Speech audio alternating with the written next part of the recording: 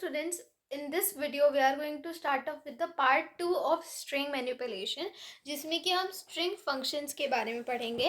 तो पहला फंक्शन है length function. Length function is use to find the length of a string, यानी कि उसमें कितने कैरेक्टर्स हैं वो हम जान सकते हैं. जैसे कि अगर हम लेंथ कंप्यूटर करें तो इससे हमारे पास आउटपुट क्या आएगा 8, क्योंकि COMPUTR टोटल 8 कैरेक्टर्स हैं. ठीक है. फिर अगर हम, ये तो बात हो गई कि हम इंटरैक्टिव मोड में कैसे करें. अगर हम स्क्रिप्ट मोड में करते हैं तो आपने एक स्ट्रिंग असाइन की एक वेरिएबल को S1 is equals to hello. तो जब आप उसकी लेंथ को प्रिंट करेंगे तो आपके पास आउटपुट क्या आ जाएगा, आउटपुट आ जाएगा 5. Then we have the function capitalize. ठीक है, जैसे कि हमारे पास ये हेलो है, इसे हमने कैपिटलाइज कर दिया, तो जब हम ए को प्रिंट करेंगे तो फर्स्ट लेटर कैपिटलाइज हो जाएगा.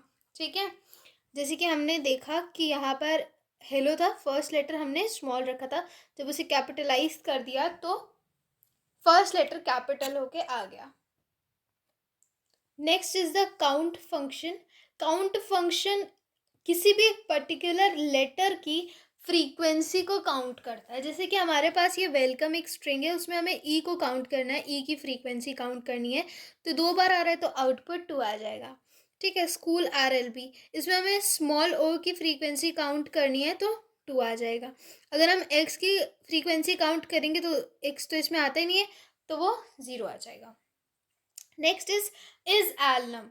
अब अगर उसमें या तो वो सारे अल्फ़ाबेट, मतलब सारे लेटर्स जो हैं वो अल्फ़ाबेट के हों, या फिर उसमें कोई भी नंबर हो. जैसे कि अगर हमारे पास ABC 1 2 3 है, इज एलनम, तो ट्रू आ गया क्योंकि इसमें अल्फ़ाबेट भी हैं, नंबर्स भी हैं.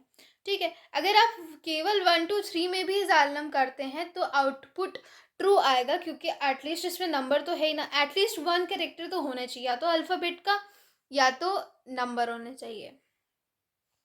Next is alpha. Is alpha तब ट्रू देता है जब उसके सारे कैरेक्टर्स अल्फ़ाबेटिक हों, मतलब उसमें सब लेटर्स हों. ठीक है. जैसे कि हमारे पास ये एक एग्जाम्पल है, ABCPQR इज अल्फा, तो इसका आउटपुट ट्रू आ गया. ABCPQR आपने कैपिटल में कर दिया तो भी इसका आउटपुट ट्रू आएगा, लेकिन बीच में अगर एस्ट्रिस्क आ गया तो इसका आउटपुट फॉल्स आ जाएगा. Next function is upper. ये चेक करते हैं कि सारे कैरेक्टर्स अपर केस में है या नहीं. अगर एक भी कैरेक्टर स्मॉल में होगा तो वो उसको, मतलब लोअर केस में होगा तो वो फॉल्स दे देगा. जैसे ये ABC 1 2 3, तो इसमें ABC क्या है, स्मॉल है, लोअर केस में, इसलिए इसका आउटपुट फॉल्स आ जाएगा. अगर एक भी कैपिटल है, अगर कोई न्यूमेरिक वैल्यू भी है तो उसको इग्नोर करके, क्योंकि लेटर कैपिटल है, तो उसका आउटपुट वो ट्रू दे देगा. फिर PQABC, क्योंकि इसमें सारे कैपिटल नहीं है तो इसका आउटपुट फॉल्स आ जाएगा. ठीक है. PQR इसमें सब कैपिटल है, सब अपर केस में, इसका आउटपुट ट्रू आ जाएगा. Next is lower. अब अगर सारे कैरेक्टर्स लोअर केस में होंगे तभी इसका आउटपुट ट्रू आएगा, नहीं तो फॉल्स आएगा. जैसे कि स्कूल इज लोअर, तो इसका आउटपुट ट्रू. A1 2 3, अब आपको पता है डिजिट्स और स्पेसेस को इग्नोर करके बताता है, तो इसका आउटपुट ट्रू आ जाएगा. RLB अभी पूरा अपर केस में है तो इसका आउटपुट फॉल्स आएगा. अगर सिर्फ स्पेस है तो इसमें कोई लोअर कैरेक्टर है ही नहीं, तो इसका आउटपुट फॉल्स आ जाएगा. Next is digit. It returns true if all the characters in the string are digits, otherwise returns false. अब इस स्ट्रिंग को देखिए, इसमें सब डिजिट्स हैं तो इसलिए इसका आउटपुट ट्रू. इसमें एक लेटर आ गया, इस वजह से इसका आउटपुट फॉल्स आएगा. इसमें सारे लेटर्स हैं तो इसका आउटपुट फॉल्स है. इसमें सिर्फ स्पेस है इसलिए इसका आउटपुट फॉल्स है. नेक्स्ट है इज स्पेस. अगर उस स्ट्रिंग में कोई स्पेस है तो उसका आउटपुट ट्रू आएगा. It returns true if the string consist of white space, otherwise it will return false. अब इस टाइटल क्या करता है, टाइटल केस, उसके लिए आपको सबसे पहले समझने की ज़रूरत है. जब आपने HTML भी पढ़ा था क्लास 10th में, तो टाइटल केस क्या होता है, जब हर कैरेक्टर का, मतलब हर जितने भी उसमें वर्ड्स दिए उनका फर्स्ट कैरेक्टर जो है वो कैपिटल हो, तो उस केस को हम क्या कहते हैं, टाइटल केस कहते हैं. तो अगर हम स्ट्रिंग S देखते हैं तो इसमें पहला कैरेक्टर कैपिटल में, दूसरा कैरेक्टर भी कैपिटल में है, तो इसका मतलब है कि ये स्ट्रिंग टाइटल केस में है. तो अगर हम इस टाइटल में इसको चेक करेंगे तो इसका आउटपुट ट्रू आएगा. ठीक है. H2 देखिए, इसमें फर्स्ट करेक्टर कैपिटल है पर दूसरा स्मॉल है, तो इसका मतलब है कि ये टाइटल केस में नहीं है, तो इसका आउटपुट फॉल्स आ जाएगा। नेक्स्ट है अपर फंक्शन। अपर फंक्शन क्या करता है, ये पूरे ही स्ट्रिंग को अपर केस में कर देता है। जैसे हमारे पास ये स्ट्रिंग है क्लास 11th, अगर हम इसे अपर करेंगे तो ये पूरा सब कुछ अपर केस में दे देगा। Next is lower. लोअर क्या करता है, स्ट्रिंग के सारे कैरेक्टर्स को लोअर केस में कर देता है। ठीक है, जैसे कि यहाँ पे देखिए s is equals to class 11th करके हमने एक स्ट्रिंग बनाई है, अगर हम उसको सबको लोअर केस में कर देते तो हमारे पास ये आउटपुट आ जाएगा। 3 तरीकों से आप किसी भी स्ट्रिंग को लोअर केस में कन्वर्ट कर सकते हैं। ठीक है, next is the index function. अब इंडेक्स फंक्शन का क्या फंक्शन होता है, वो किसी भी एक जो आप सब स्ट्रिंग देंगे उसके पहले अकरेंस को आपको ढूंढ के देता है। अब अगर आपको पहली अकरेंस नहीं चाहिए, किसी पर्टिकुलर रेंज के बीच में उसकी अकरेंस चाहिए, तो आप इस तरीके से स्टार्ट और एंड पॉइंट्स को भी स्टार्ट और एंड इंडेक्स को भी आप डिफाइन कर सकते हैं। Next is the find function. Find function क्या करता है, there is a difference between index function and find function. बहुत ही माइन्यूट डिफरेंस है, वो अभी हम डिस्कस करेंगे, लेकिन सबसे पहले हम फाइंड फंक्शन देख लेते हैं कि होता क्या है।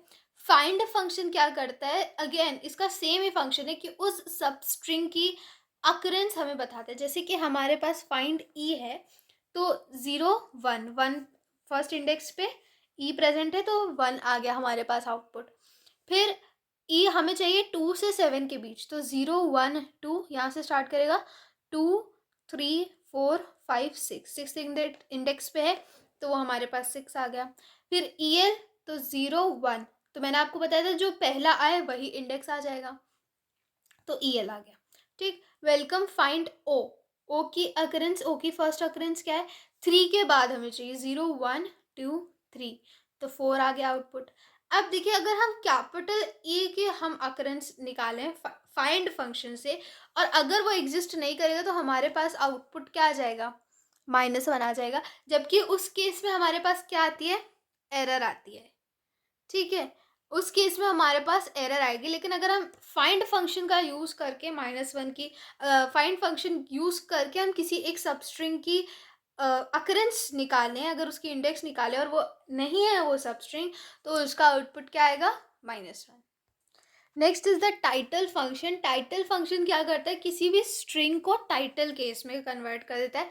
अब मैंने आपको टाइटल केस क्या बताया था, टाइटल केस वो होता है जिसके हर एक वर्ड का जो फर्स्ट कैरेक्टर है वो कैपिटल हो। जैसे हमारे पास ओल्ड इज गोल्ड है, इसमें फर्स्ट कैरेक्टर सबके लोअर केस में, अगर हमने एस डॉट टाइटल फंक्शन का यूज़ कर लिया तो हमारे फर्स्ट कैरेक्टर्स हर एक वर्ड के कैपिटल हो जाएंगे। अब नेक्स्ट फंक्शन है हमारे पास स्प्लिट फंक्शन। बहुत इंपॉर्टेंट फंक्शन है। स्प्लिट और पार्टीशन में हमेशा डिफरेंस पूछे जाते हैं, तो सबसे पहले हम स्प्लिट फंक्शन देखते हैं क्या होता है, इसके बाद हम पार्टीशन फंक्शन डिस्कस करेंगे। स्प्लिट फंक्शन देखिए, इसका क्या काम होता है, ये आप एक पर्टिकुलर स्ट्रिंग या कोई भी कैरेक्टर आप इसकी आर्ग्यूमेंट में देंगे, तो वो वहाँ वहाँ जो भी वो लेटर आएगा उसको वहाँ से स्प्लिट कर देगा उस स्ट्रिंग को। जैसे कि अगर बाय डिफ़ॉल्ट हम देखें, तो अगर आपने कोई भी कैरेक्टर या स्ट्रिंग सब स्ट्रिंग नहीं डाली है, तो बाय डिफ़ॉल्ट स्प्लिट का आर्ग्यूमेंट क्या होती है, स्पेस होती है। तो जहाँ जहाँ स्पेस होगी वो वहाँ वहाँ स्प्लिट करके आपको एक लिस्ट देगा। ठीक है, लिस्ट आपको ऑलरेडी पता है क्या होती है, जो हम स्क्वायर ब्रैकेट्स से डिफाइन करते हैं। ठीक है, तो मान लीजिए वर्क हार्ड है, हमने कोई आर्ग्यूमेंट नहीं डाला, तो आपको पता है कि जहाँ स्पेस होगी वो वहाँ से उसको स्प्लिट कर देगा, और एक स्ट्रिंग हमारे पास वर्क आ गई और एक स्ट्रिंग हार्ड आ गई। ठीक है, नेक्स्ट देखिए, इसके एक एक एग्जाम्पल बहुत ही ज़्यादा इंपॉर्टेंट है जो आपको बहुत ध्यान से देखना है। ठीक है, अब ध्यान से देखिएगा, यहाँ पर जहाँ जहाँ आर होगा वहाँ वहाँ से स्प्लिट करेगा, और जहाँ जहाँ आर आएगा वो आर उसको नहीं इंक्लूड करेगा, जो आउटपुट आएगा उसमें आर नहीं आएगा। तो अगर वर्क हार्ड है, आर पे हमने स्प्लिट किया तो डब्ल्यू ओ आया, आर पे स्प्लिट होगा, फिर के आया, फिर के के बाद स्पेस आई, स्पेस भी उसी स्ट्रिंग का पार्ट है, के बाद स्पेस, फिर एच ए तक नेक्स्ट स्ट्रिंग बनी, फिर आर आया, आर पे स्प्लिट हो गया और आर नहीं आया और डी लास्ट की स्ट्रिंग आ गई। ये बहुत ही ज़्यादा सारे एग्जाम्पल्स बहुत ज़्यादा इंपॉर्टेंट है। फिर देखिए एक्सेस, अगर हमने सी पे स्प्लिट कर दिया, पहले सी आया फिर उसके बाद सी आया, तो क्या होगा, सबसे पहले ए आया, ठीक है, सी पे उसने स्प्लिट किया, नेक्स्ट करेक्टर अगेन सी है, तो उस पे वो क्या करेगा, एक एम्प्टी स्ट्रिंग आपको दे देगा, ठीक है, यहाँ पे आपको क्या मिलेगी, एक एम्प्टी स्ट्रिंग, ठीक। फिर उसके बाद जितना आपके पास करेक्टर है वो वापस स्ट्रिंग में आ जाएंगे, ठीक। अगर एक्सेस है, एक्सेस को हमने स्प्लिट किया एस पे, ठीक, तो क्या होगा, ए डबल सी ई तक प्रिंट होगा, फिर एम्प्टी स्ट्रिंग, फिर एम्प्टी स्ट्रिंग। अब ये देखिए, अब ये एक एम्प्टी स्ट्रिंग तो इस वजह से आई, एस पे स्प्लिट होने के बाद सक्सेसिव करेक्टर के कारण वो एम्प्टी स्ट्रिंग है।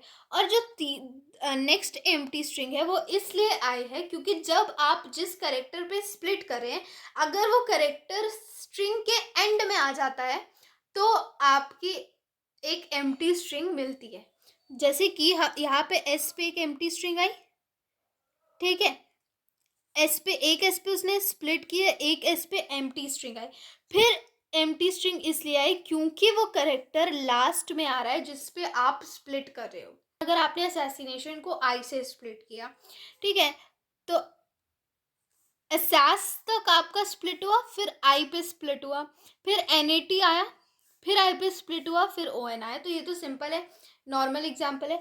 अब देखिए असैसिनेशन को अगर हमने एस से स्प्लिट किया, ए, फिर एस से स्प्लिट हुआ, एम्प्टी स्ट्रिंग आई, फिर ए, फिर एस पे स्प्लिट हुआ, फिर एम्प्टी स्ट्रिंग आई, फिर उसके बाद आई आया, आई और फिर A T I O N, वो सब एक साथ आ गया, सेम स्ट्रिंग में आ गया, अलग अलग नहीं आएगा, ठीक।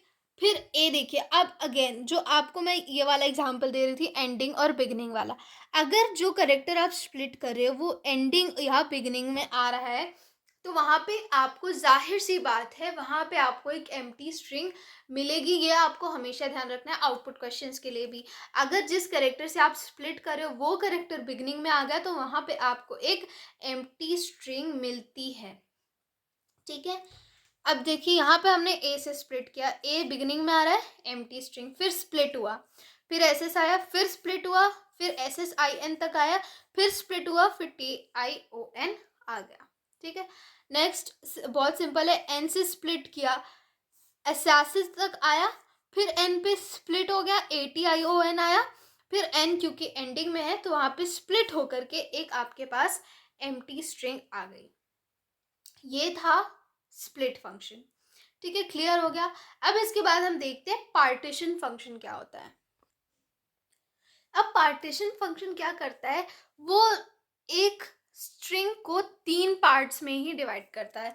सिर्फ 3 ही आइटम्स आएंगे उस स्ट्रिंग को स्प्लिट करने के बाद, और ये आउटपुट किस में देता है, आउटपुट में देता है एक टपल, ठीक है। अब देखिए वो 3 आइटम्स होते कौन कौन से, सबसे पहले सिंटैक्स समझ लीजिए। पहले आपने वो स्ट्रिंग डाली है, स्ट्रिंग का जो वेरिएबल है वो डाला, फिर पार्टीशन फंक्शन और अंदर जो भी आर्ग्यूमेंट आपको देनी है वो दे दी, ठीक है, कि आपको स्प्लिट कहाँ से करना है, ठीक। अब पहला कैरेक्टर होता है जो आपने सेपरेटर के पहले जितने भी स्ट्रिंग के एलिमेंट्स है वो आएंगे। फिर सेपरेटर जो आपने यूज़ किया, अब उसमें क्या था, सेपरेटर नहीं आता था, जिस आर्ग्यूमेंट से आपने स्प्लिट किया है वो नहीं आता था, लेकिन पार्टीशन फंक्शन जब आप यूज़ करते हैं तो उसमें वो आता है, ठीक है। जैसे कि हेलो वर्ल्ड हमने पार्टीशन यूज़ किया, ठीक, एल ओ, ठीक, अब एच ई एल आया, फिर एल ओ आया, फिर वर्ल्ड आ गया, ठीक। तो हेलो डॉट पार्टीशन ओ किया तो आपके पास क्या आउटपुट आया, अगर हम ये यूज़ करते सिर्फ हेलो में पार्टीशन ओ यूज़ करते हैं तो क्या आएगा, अगेन जो वही था एंड में आएगा, तो क्या आएगा वहाँ पे एम्प्टी स्ट्रिंग, तो हेल आया, ओ आया और फिर एम्प्टी स्ट्रिंग आ गई, ठीक है। ये था आपका पार्टीशन। अब हमारे पास आते हैं एल स्ट्रिप, आर स्ट्रिप और स्ट्रिप। एल स्ट्रिप क्या होता है, ये लीडिंग स्पेसिस को रिमूव करता है गिवन स्ट्रिंग से। आर स्ट्रिप क्या करता है, ट्रेलिंग स्पेसेस को, यानी कि जो एंड में जो स्पेसेस आती है उनको रिमूव करता है। और स्ट्रिप क्या करता है, वो दोनों का काम करता है, लीडिंग स्पेसेस को भी रिमूव करता है, ट्रेलिंग स्पेसेस को भी रिमूव करता है एक स्ट्रिंग में। सिंटैक्स क्या होता है, जो भी स्ट्रिंग है, आपने स्ट्रिप यूज़ किया, एल स्ट्रिप यूज़ किया, आर स्ट्रिप यूज़ किया, और जो आपको जिस कैरेक्टर पे, अब एल स्ट्रिप आर स्ट्रिप तो कोई आर्ग्यूमेंट नहीं लेते, लेकिन अगर आप स्ट्रिप यूज़ कर रहे हैं तो आपको कौन सी चीज़ें रिमूव करनी है एंडिंग और बिगनिंग से, वो कैरेक्टर आप इसमें डाल सकते हैं। फॉर एग्जाम्पल हेलो वर्ल्ड में आपने एल स्ट्रिप का यूज़ किया, तो इसने, अगर आप ये बॉक्स देखें तो जितनी भी इसकी ये जो जो ये वाली स्पेसेस थी वो सब रिमूव होके एंड वाली स्पेसेस रहेंगी, आगे वाली स्पेसेस रिमूव हो जाएंगी। फिर अगर आपने आर स्ट्रिप का यूज़ किया, तो आर स्ट्रिप क्या करता है, पीछे वाली स्पेसेस को रिमूव कर देता है। जैसे इसमें ये स्पेसेस बची हैं, इसमें ये वाली स्पेसेस बच गई आगे वाली। और स्ट्रिप क्या करता है, आगे पीछे दोनों तरफ से सारी स्पेसेस को रिमूव कर देता है। और स्ट्रिप फंक्शन का एक और बढ़िया इस्तेमाल ये होता है कि अगर आप स्ट्रिप में कोई एक आर्ग्यूमेंट डाल दें, तो वो आगे और पीछे से उन आर्ग्यूमेंट्स, उन सबस्ट्रिंग्स को भी रिमूव कर देता है। फॉर एग्जाम्पल आपने जैसे कि आपने ये डाला x x x school x x x, ठीक है, और आपने इसके साथ क्या फंक्शन यूज़ किया, स्ट्रिप एक्स। तो ये और ये इन सब को रिमूव करके आपका क्या आउटपुट आएगा, आपका आउटपुट आएगा स्कूल। तो ये फंक्शन है स्ट्रिप फंक्शन का। स्टार्ट्स विद और ends with function, starts with check करता है कि जो आपने उसके आर्ग्यूमेंट में जो स्ट्रिंग डाली है या जो सब स्ट्रिंग डाली है उससे गिवन स्ट्रिंग स्टार्ट या एंड करती है या नहीं। फॉर एग्जाम्पल अगर मैंने यहाँ पे यूज़ किया कंप्यूटर डॉट एंड्स विथ, या अभी हम स्टार्ट्स विथ कर रहे हैं, तो स्टार्ट्स विथ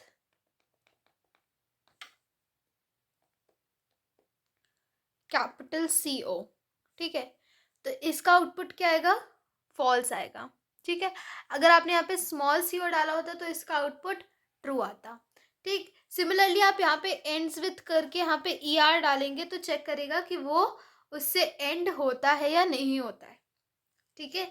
बस यही फंक्शन है स्टार्ट्स विथ और एंड्स विथ का, ताकि आप उसके आर्ग्यूमेंट में ये डाल के चेक कर सके कि वो उस स्ट्रिंग से स्टार्ट होता है या नहीं। Next is the replace function. Replace function क्या करता है, it returns the string after replacing all the occurrences of old substring with a new substring.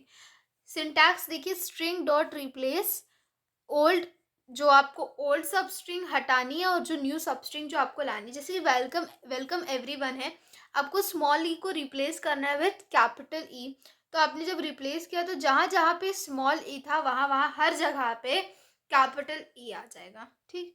फिर नेक्स्ट इसका एक और आप मॉडिफिकेशन ये कर सकते हैं कि अगर आपने उसके बाद एक कोई भी इंटीजर डाल दिया तो क्या करेगा, तो उतने टाइम्स ही रिप्लेसमेंट करेगा। जैसे कि हमने स्मॉल ई कैपिटल ई और फिर 3 डाल दिया, तो मतलब रिप्लेसमेंट कितने टाइम्स होगा, सिर्फ 3 टाइम्स होगा। जैसे कि पहला रिप्लेसमेंट हो गया, ठीक, फिर दूसरा रिप्लेसमेंट हो गया और फिर तीसरा रिप्लेसमेंट हो गया, बस 3 बार सिर्फ रिप्लेसमेंट होगा, ठीक है। ये है replace function. Next is the join function. अब जॉइन फंक्शन क्या करता है, ये जैसे मान लीजिए आपने इसके आर्ग्यूमेंट में कोई भी स्ट्रिंग डाली, तो वो उस स्ट्रिंग को स्प्लिट करके उसके हर एक करेक्टर के बाद वो करेक्टर डाल देगा जिसको आपको उसमें जॉइन कराना है, ठीक है। जैसे फॉर एग्जांपल आपने जॉइन फंक्शन का यूज़ किया, ये स्मॉल जे होगा, आपने जॉइन फंक्शन का यूज़ किया और आपको बीच में एक हैश डालना है, तो आर के बाद फिर हैश, फिर उसके बाद एल, फिर उसके बाद हैश, फिर उसके बाद बी, ठीक है। तो character is inserted after each character of the string. अब अगर आपने इसके अंदर कोई टपल या लिस्ट डाल दिया, और ये ध्यान रखना है कि उस टपल और लिस्ट के सारे एलिमेंट्स क्या होने चाहिए, एक स्ट्रिंग ही होनी चाहिए, तो भी उसके बाद आपको एक ऐसी स्ट्रिंग दे देगा जिसमें कि उसके हर एक कैरेक्टर के बीच बीच में वो जो आपको कैरेक्टर उसमें ज्वाइन कराना है वो लगा हुआ है, ठीक है। जैसे कि फॉर एग्जाम्पल मैंने यहाँ पे ले लिया एस्ट्रिस्क डॉट जॉइन, और कोई भी आपने स्ट्रिंग या टपल यूज़ कर लिया। तो मान लीजिए कि मैं एक स्ट्रिंग यूज़ कर रही हूँ, जैसे कि 11th कॉमा ABC, ठीक है। तो अब क्या होगा, इसका आउटपुट क्या होगा, इसका आउटपुट ये आएगा कि सबसे पहले 11th आया, फिर एस्ट्रिस्क आया, फिर A आया, फिर एस्ट्रिस्क आया, फिर ABC आया, ठीक है। ये काम है ज्वाइन फंक्शन का। ये ध्यान रखना है कि इस लिस्ट के सारे जितने भी कैरेक्टर्स होंगे वो सब किस में होने चाहिए, सब स्ट्रिंग्स होनी चाहिए। Now next is traversing a string. तो ट्रैवर्स करने के दो मेथड्स होते हैं, या तो एक रेंज का मेथड होता है, या तो आप डायरेक्टली उस स्ट्रिंग का नाम यूज़ कर लीजिए। तो आपने फॉर आई इन एस किया, एस जो कि स्ट्रिंग का नाम है, प्रिंट आई। तो आई में क्या क्या वैल्यूज आएंगी, पहले W, फिर E, फिर L, फिर C, फिर O, फिर M, फिर E, ठीक है। इस तरीके से आई में वैल्यूज आती जाएंगी। तो अगर आप प्रिंट आई करेंगे तो आई में क्या क्या प्रिंट हो जाएगा, वही वैल्यूज प्रिंट हो जाएंगी जो आई में आ रही हैं, ठीक है। तो I will take first value as W, then E, then L, and then so on, ठीक है। तो ये क्योंकि यहाँ पे स्ट्रिंग भी स्मॉल लेटर्स में, लोअर केस में, तो हम इसे भी लोअर केस में ही कर देते हैं, तो ये इसमें आएगा, ठीक है। अब दूसरा मेथड क्या होता है जिसमें हम रेंज लगाते हैं, ठीक है। तो रेंज लेन एस तक जाती है, इसकी जितनी भी लेंथ होती है उतने टाइम्स लूप चलता है। अब देखिए, अब हमने इसकी लेंथ तक लूप चलाया है, तो अब क्या होगा, अब आई में वैल्यूज आएंगी 0 1 2 3 4 5 6, मतलब 0 1 2 3 4 5 6 ऐसे वैल्यूज आएंगी। फिर एस आई जब हम प्रिंट करेंगे तो S0 प्रिंट होगा, दैट इज W, फिर S1 प्रिंट होगा, दैट इज E, फिर S2 दैट इज L, और so on. So this is all about this chapter. अब आप आगे चाहें तो इस चैप्टर से रिलेटेड प्रोग्राम्स प्रैक्टिस करेंगे। इन्हीं मेथड्स का, इन्हीं फंक्शंस का यूज़ करके आप इस चैप्टर के स्ट्रिंग से रिलेटेड प्रोग्राम्स कर सकते हैं।